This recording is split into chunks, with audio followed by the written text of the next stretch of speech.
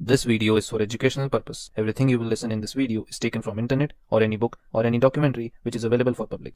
दुनिया में बहुत सी ऐसी अजीब रहस्यमय घटनाएं और हादसे हुए हैं जिनके होने का कारण या वजह कभी सामने नहीं आ पाए।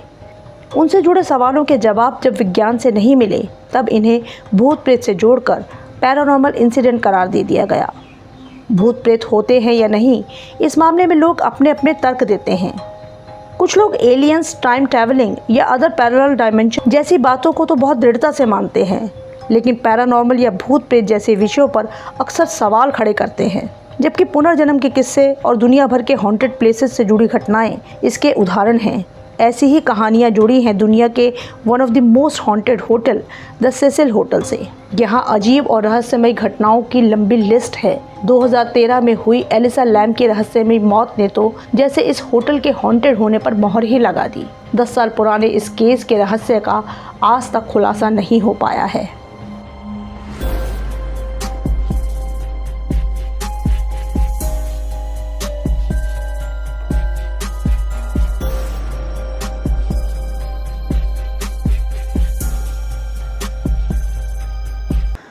आज की हमारी कहानी है एलिसा लैम की। एलिसा कनाडा की रहने वाली थी। उसके माता पिता हांगकांग के प्रवासी थे। एलिसा की एक छोटी बहन थी जिसका नाम साराह लैम था। एलिसा ब्रिटिश कोलंबिया कॉलेज में पढ़ती थी। साल 2013 की शुरुआत में उसने अपने माता पिता को कहा कि वो लॉस एंजलिस घूमने जाना चाहती है और वो भी अकेले, लेकिन माता पिता उसे अकेले भेजना नहीं चाहते थे। एलिसा की माँ इसके लिए बिल्कुल तैयार नहीं थी, क्योंकि एक तो वो खुद बीमार रहती थी, इसके अलावा एलिसा भी डिप्रेशन और बाइपोलर डिसऑर्डर की शिकार थी। उसकी मेडिसिन चल रही थी। माँ बाप ने उसे काफ़ी समझाया, पर एलिसा ज़िद पकड़ चुकी थी। माँ बाप को उसकी ज़िद के आगे झुकना पड़ा, लेकिन उन्होंने कुछ शर्तें रखी, जैसे कि वो जाने से पहले यहाँ से ही होटल बुक करके जाएगी ताकि उनके पास एलिसा के होटल की सारी डिटेल्स हो। वो अपनी दवाइयाँ रेगुलर लेगी और वहाँ पहुँच उन्हें डेली कॉल करेगी ताकि उसकी खैरियत माँ बाप को मिलती रहे। सब कुछ तय होने के बाद 26 जनवरी 2013 को एलिसा कनाडा से लॉस एंजलिस पहुंचती है। वहां वो सेसिल होटल में चेक इन करती है। ये एक बहुत पुराना होटल था जो आबादी से काफ़ी दूर था। साथ ही ये होटल काफ़ी बदनाम भी था, जिस वजह से ये काफ़ी सस्ता भी था। शुरू में एलिसा को एक शेयरिंग रूम दिया गया जिसमें उसके साथ एक महिला और भी थी, लेकिन एलिसा जो बाइपोलर की मरीज़ थी वो कभी भी बड़बड़ाना शुरू कर देती थी। इससे उसकी रूम पार्टनर काफ़ी अनकंफर्टेबल हो गई और उसने अपनी परेशानी होटल वालों को बताई। तब एलिसा को अलग एक सिंगल रूम में शिफ्ट कर दिया गया। 26 जनवरी को एलिसा लॉस एंजलिस पहुंची थी। उसने होटल की सारी डिटेल्स जैसे रूम नंबर, फ़ोन नंबर वगैरह अपने माँ बाप को दी।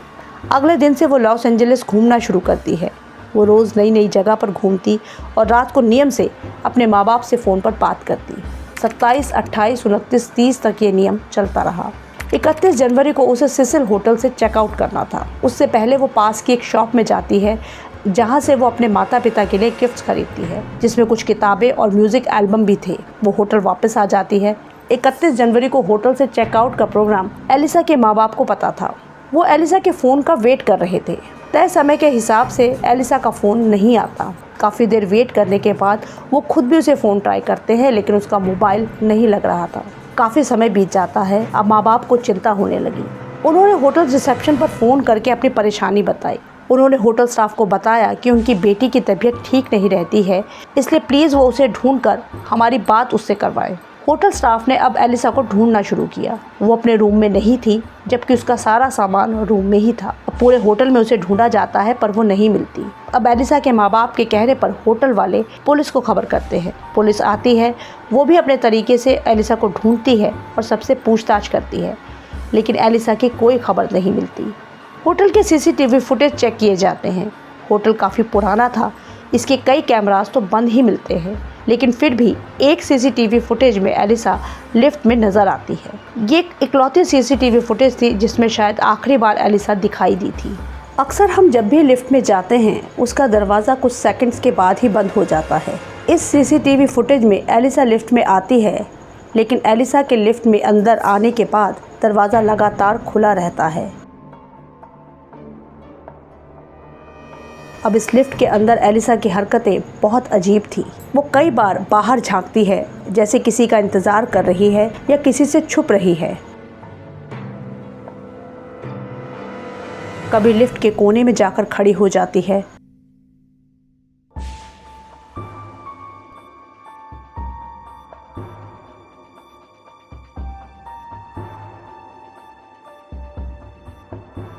कैमरा की तरफ भी देखती है। लिफ्ट के बटन दबाती है तो सारे बटन दबाती जाती है। इतनी देर में भी लिफ्ट का दरवाज़ा एक बार भी बंद नहीं होता। कभी वो डरी हुई लगती है।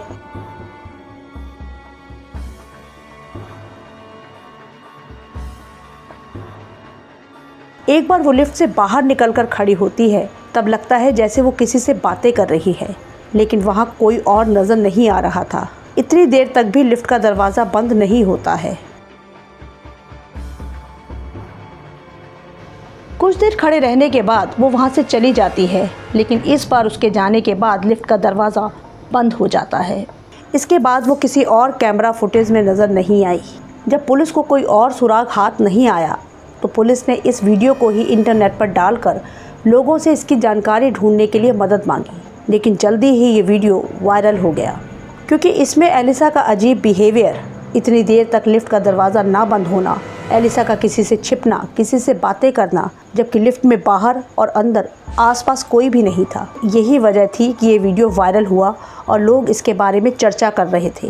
लोग इसे बार बार देख रहे थे। लोगों ने इसे सीधा सीधा भूत प्रेत या आत्माओं के एंगल से जोड़ना शुरू कर दिया। लोगों का यही कहना था कि ये किसी भूत या आत्मा ने ही किया है और उसी ने एलिसा को गायब किया है। दरअसल लोगों की ऐसी सोच के पीछे इस सेसिल होटल का बदनाम इतिहास था, जिसमें पास्ट में हुई कई रहस्यमयी और अजीब घटनाएं थी। 20 दिसंबर 1924 को लॉस एंजलिस के एक पॉश इलाके में सेसिल होटल को खोला गया। यह आबादी से काफ़ी दूर था, जिससे शुरू में ये होटल नहीं चला। तब इसका किराया काफ़ी कम कर दिया गया और एक बजट होटल के रूप में इसे प्रचलित किया गया। अब धीरे धीरे यहाँ लोग आने लगे, लेकिन इसके साथ ही कुछ अजीब घटनाएं भी यहाँ होने लगी, जिससे ये होटल बदनाम होने लगा। जैसे 1965 में एक महिला ने होटल की छत से सुसाइड के लिए छलांग लगाई। जब वो नीचे कूदी तो नीचे खड़े एक शख्स पर वो गिरी, जिससे महिला के साथ साथ उस शख्स की भी मौत हो गई। उसके बाद 1964 में एक महिला का इसी होटल के कमरे में रेप और मर्डर हुआ, जिसका कातिल कभी पकड़ा नहीं गया। कुल 16 अननेचुरल डेथ्स के मामले इस होटल के इतिहास में दर्ज थे। इसके अलावा नाइट स्टॉकर नाम से बदनाम एक सीरियल किलर रिचर्ड रामिरेज को 1985 में जब पकड़ा गया, तब वो इसी होटल में छिपा हुआ था। कहा जाता है कि उसने कई बार मर्डर करके कपड़े बदलकर इसी होटल में चेक इन किया और यहाँ किसी को उस पर शक भी नहीं हुआ। 1991 में एक और सीरियल किलर जैक एंटरवेगर भी गिरफ्तारी के वक्त इसी होटल में छिपा हुआ था। इनके अलावा एलिजाबेथ शॉर्ट, जो बाद में ब्लैक डालिया के नाम से फेमस हुई थी, वो भी अपनी बेटी सिसिलिया के साथ यहाँ रुकी थी। तब उसने कमरे में काले रंग का पानी टपकने और अजीब आवाज़ों का जिक्र किया था। इसके कुछ समय बाद ही एलिजाबेथ का रहस्यमयी ढंग से कत्ल हो गया था, जिसका कातिल कभी पकड़ा नहीं गया और वो गुत्थी कभी सुलझ नहीं पाई। पिछले कई सालों में भी कई आत्महत्याएं, चाकूबाजी और गोलीबारी की घटनाएं यहाँ हुई थी। इसलिए लोगों में ये विश्वास हो चला था कि ये होटल बुरी आत्माओं से घिरा हुआ है और ये एक हॉन्टेड होटल है। अब एलिसा का वीडियो काफ़ी वायरल हो चुका था। पुलिस भी उसे ढूंढ रही थी, लेकिन फिर भी उसके बारे में कोई खबर नहीं मिली। इस बीच एलिसा को ढूंढने के लिए उसके माँ बाप भी लॉस एंजलिस पहुंच गए। 31 जनवरी को उसके गायब होने के बाद 15 दिन बीत चुके थे। 16 फरवरी को होटल में ठहरे कुछ गेस्ट ने शिकायत की कि उनके बाथरूम में पानी बहुत कम प्रेशर से आ रहा है और पानी में बदबू भी आ रही है। जब ये कंप्लेंट्स पड़ने लगी, तब 17 फरवरी को होटल के मेंटेनेंस स्टाफ छत पर पहुंचे। छत पर 4 बड़ी बड़ी पानी की टंकियां थी। ये एक 15 मंजिला होटल था। इसकी छत पर आने की किसी को इजाज़त नहीं थी। दरअसल पास्ट में हुई कुछ सुसाइड्स की घटनाओं के बाद इसे कस्टमर्स के लिए बंद कर दिया गया था। सिर्फ होटल स्टाफ ही छत पर जा सकता था। बाकायदा छत पर एक अलार्म सिस्टम भी सेट किया गया था, ताकि होटल स्टाफ के अलावा अगर कोई छत का दरवाज़ा खोलने की या टंकी पर चढ़ने की कोशिश करता है तो अलार्म बज उठेगा। ये अलार्म टॉप 2 फ्लोर्स और नीचे रिसेप्शन काउंटर पर बजता था। होटल स्टाफ पानी की टंकी को चेक करने पहुँचे। इतनी बड़ी टंकी पर चढ़ने के लिए सीढ़ी लगी हुई थी। जब एक कर्मचारी टंकी पर चढ़ा तो उसने देखा कि टंकी के ढक्कन का लॉक खुला हुआ है और ये बहुत अजीब बात थी। इस टंकी का ढक्कन भी काफ़ी भारी था, जिसे खोलने के लिए काफ़ी ज़ोर लगाना पड़ता है। बड़ी मुश्किल से जब उसने ढक्कन खोला तो वो चीख पड़ा। टंकी में एक लड़की की लाश तैर रही थी और साथ ही उसके कपड़े भी तैर रहे थे। टंकी से बदबू भी आ रही थी क्योंकि लाश काफ़ी फूल चुकी थी और इसका मतलब ये था कि लाश कई दिनों से पानी में थी। जल्दी ही होटल मैनेजमेंट ने पुलिस को खबर की। पुलिस के आने पर लाश को बाहर निकाला जाता है और ये लाश एलिसा लैम की थी, जो 31 जनवरी से लापता थी। अब 17 दिनों के बाद होटल की छत पर पानी की टंकी से उसकी लाश बरामद हुई थी। इसी वजह से होटल के कमरों में पानी बदबूदार आ रहा था और एलिसा के कपड़े टंकी के पाइप में फंसे थे, जिससे पानी का प्रेशर भी काफ़ी कम हो गया था। लेकिन इसी वजह से एलिसा लैम की गुमशुदगी का राज भी खुला। पुलिस ने लाश को पोस्टमार्टम के लिए भेज दिया। अब पुलिस ने एलिसा की लिफ्ट वाली सीसीटीवी फुटेज को दोबारा जांचना शुरू किया। पहले उन्होंने ये नतीजा निकाला था कि एलिसा शायद नशे में थी या उसने ड्रग्स ली हुई थी और नशे में वो ये अजीब हरकतें कर रही थी। लेकिन 2 दिन बाद जब ऑटोप्सी रिपोर्ट आई तो पता चला कि एलिसा ने किसी भी तरह का नशा नहीं किया हुआ है। इससे पुलिस की पहली थ्योरी गलत साबित हो गई। अब पुलिस ने एक नई थ्योरी बनाई कि एलिसा, जो बाइपोलर और डिप्रेशन की शिकार थी, वो कई तरह की मेडिसिन्स लेती थी। होटल में भी पहले ही दिन शेयरिंग रूम में एक लेडी ने उसकी हालत देखकर उसके साथ रुकने से इनकार कर दिया था। पुलिस का कहना था कि वो शायद अपनी दवाइयाँ ठीक से नहीं ले रही थी, जिसका असर उसके दिमाग पर हो रहा होगा, इसीलिए वो ये अजीब व्यवहार कर रही थी। पुलिस और लोग अपनी अपनी बातें कह रहे थे, लेकिन ऐसे कई सवाल थे जिनका जवाब पुलिस ने नहीं दिया और वो सवाल आज भी ज्यों के त्यों खड़े हैं।